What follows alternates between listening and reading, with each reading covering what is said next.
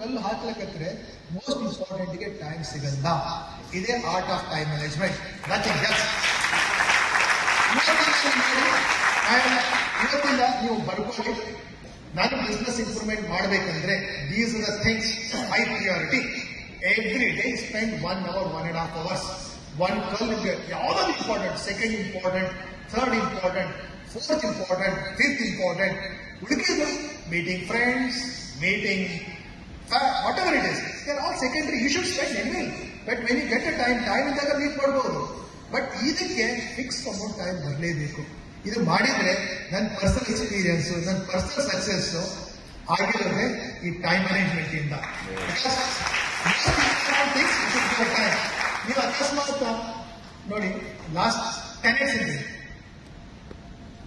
10 years important ಅಂದ್ರೆ ನಿಮ್ಮ best practices ಬೆಳಿಗ್ಗೆ 5 ಗಂಟೆಗೆ ಏಳುವಿನ habit. If you say 21 days or 42 days, every day ನೀವು 5 ಗಂಟೆಗೆ ಇದ್ರೆ it will become your behaviour. Next 5 ಗಂಟೆಗೆ ಕೇಳಿಕ್ ಸ್ಟಾರ್ಟ್ ಮಾಡ್ತೀರಾ. ನೀವು ಏನಾದ್ರೂ ಪ್ರಾಕ್ಟೀಸ್ ಮಾಡಬೇಕು, ಇಂಪ್ರೂವ್ಮೆಂಟ್ ಮಾಡಬೇಕು ಅಂದ್ರೆ every day need to put effort.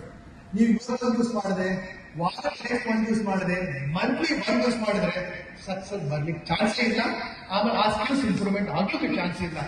ಜೀವನದಲ್ಲಿ ಸಾಧನೆ ಮಾಡಬೇಕಂದ್ರೆ ಸ್ಕಿಲ್ ಡೆವಲಪ್ಮೆಂಟ್. ಆ ಸ್ಕಿಲ್ಸ್ ಹೆಂಗ್ ಬರುತ್ತೆ ಅಂದ್ರೆ ನಿಮ್ಗೆ ಗೊತ್ತಿರಬೇಕು, ಈ ಸ್ಕಿಲ್ ನಾನು ಡೆವಲಪ್ ಮಾಡ್ಕೋತೀನಿ ಅಂತ. Every day you need to put an effort, then only you can see a success. ಇಷ್ಟಾದ್ರೆ ಫ್ರೆಂಡ್ಸ್ ಹೇಳ್ತೀನಿ, nothing can stop us. You are in a good group and that is I think excellent.